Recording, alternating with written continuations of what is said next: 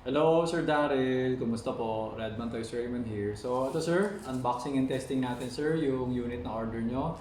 The Ascent Kimber Rapide Black Ice. Okay, the 1911 Kimber Rapide. Okay. So, ayan siya sir. Okay, so yung itsura niya same mismo sa Kimber Rapide na Black Ice na tunay. Kung ano yung design ng tunay na Kimber Rapide, eh ganun din siya, Black Ice, no? So pwede nyo rin siya Google. Ang difference lang is wala siyang mga markings kasi nga hindi naman siya license unit. Pagka si Wii kasi, pag hindi license unit, wala siyang mga markings. Kinokopya niya lang yung itsura or ginagawa niya lang yung itsura pero walang markings. Okay? So ayan. Okay. So, teka. Fiber optic yung sa taas, no? May mga port yung slide. So, silver, full metal. Okay. May maliit siya ng magwell. Okay. Silver magazine. Okay. So, siguro ingat na lang pag nagpo-push ka na to para, hindi ko alam eh. Basta, sakto lang. Kasi ano siya eh, parang bakal din to, tapos parang manipis lang. Kasi minsan meron mga customer parang nababali yun dito sa kanila eh. Hindi ko alam eh kung paano nababali. Basta ako, hindi ko alam kung nahulog nila eh, or nabaksak or something. Yun, basta ingatan nyo lang to. Kasi manipis to eh, para hindi siya mabaksak, baka makaputol. Ngayon pag pinapasok nyo, siguro sakto lang. Okay, yan, ganyan. Kasi ako, hindi naman siya nasisira sa akin eh. Sa ibang tao lang siya nasisira. Kaya hindi ko rin ma-explain, hindi ko rin maang eh. Yung tao naman, alam mo yun, parang hindi naman lahat ng tao honest eh. Diba? Siyempre sabihin niya, oh sir, nasira, hindi ko alam paano nasira. So ako ngayon sabihin ko sa'yo, ingatan mo siya. Okay? Papadala ka sa'yo, ayos yan ah. Okay, so ito sir, lagyan natin ng bala. Hindi natin nalagay sa butas, no?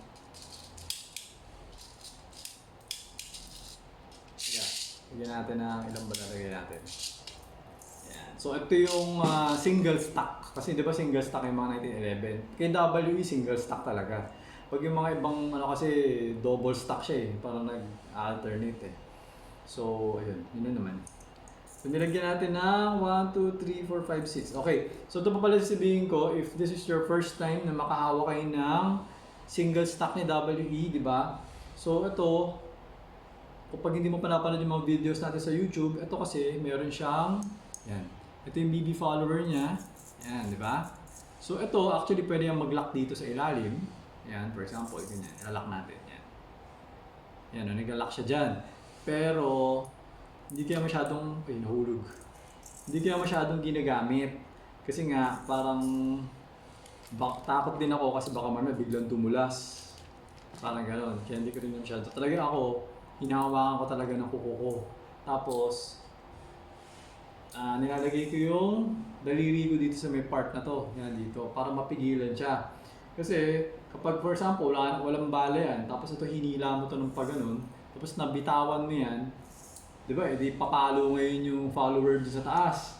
Pwedeng maputol tong maliit na part na to. Yun yung isang ano sa kanya. So, kailangan medyo maingat ka lang pagka ginagawa mo yan. So, ibig sabihin, pag hinahawakan mo yung magazine mo, kailangan talaga secure. Aaralin mo kung paano mo securely hahawakan yung follower. Ngayon, ito yung technique. Diba? So, magkaiba kasi yung technique sa mga Glock eh. Sa Glock kasi ito yung ginagamit ko. Pag dito, andito kasi yung butas eh. Diba? So, ito kasi, yung follower niya kasi nasa side. Di kasi siya nasa harap. So, kung yung mga Glock, diba, dito ko hinihila. Ito kasi nasa side eh. So, pag dito, ginagamit ko yung thumb. Ginaganon ko siya, dinidiin ko talaga. Para ma-access mo yung butas. Kasi dyan mo lalagay yung BB. Or, pwede din naman, since meron ka namang order na BB loader, gamitin mo yung BB loader, tapos yung follower niya. Wala ako dito eh. Tapos, ilalagay mo yung bala, ilalagay mo na lang siya dito sa ibabaw. So ganun mo siya inilalagay, pinapasok mo siya ng pagganon. Para hindi mo na pinapakialaman tong follower. Sarili nilang bababayan. So dito ka na lang nag-i-insert. Pwede mo ring gawin yun. Tapos, since this is single stack, sa tunay kasi na barrel, ang single stack is 8 or 7 kapag 45 caliber yung bala mo. Tapos kapag sa 9mm, it's 10. Parang ganun.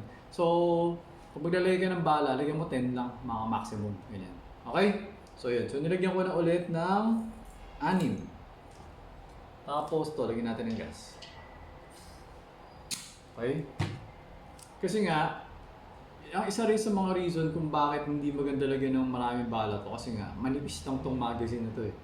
So, kahit na lagyan mo to ng maraming gas, parang alam mo yun, kakapusin. Parang pwede siyang kapusin. Pero, alam ko, pag tong magazine na to, pag pinuno mo to, kaya naman yata kahit na 14 or 13.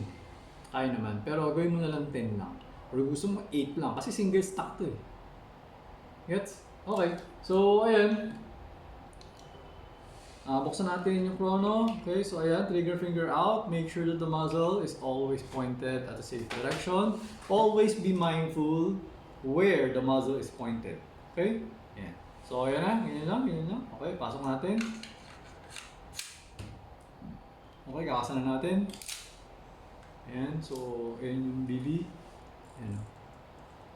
Kita ko. Alright? So, yung safety. Thumb safety. Okay, gumagana naman. So, if you're newbie sa mga 1911 or high kappa, yung thumb, nakapatong yun dito. Para kung nyari, gusto mo i-safe, iangat mo siya. Tapos, kapag you're ready to fire, ready to shoot or whatever, bababa mo to. Okay? So, ganun siya. Alright. So, ito, firing na tayo. Okay, so ilan? 372.8 361.2 353.6 350.6 347.8 okay. 339.8. Ayan. So, nag-open chamber na siya. Okay. Removing the magazine. Okay. Ayan. Wala nang bala. So, ayan na. Okay, ayan na. Alright. So, ayan. Tapos, pwede mo na siya ibaba. No? So, ako, ginagawa ko, ginaganon ko. Hammer down. Okay. So, ayun Sir Daryl, okay na itong unit mo. Pwede ko na siya i-pack at ipadala sa inyo. Okay? So, ayun sir, thank you for your order. Until next transaction po, always remember to stay safe, stay great, be good, and be thankful always. God bless po sir. Bye-bye.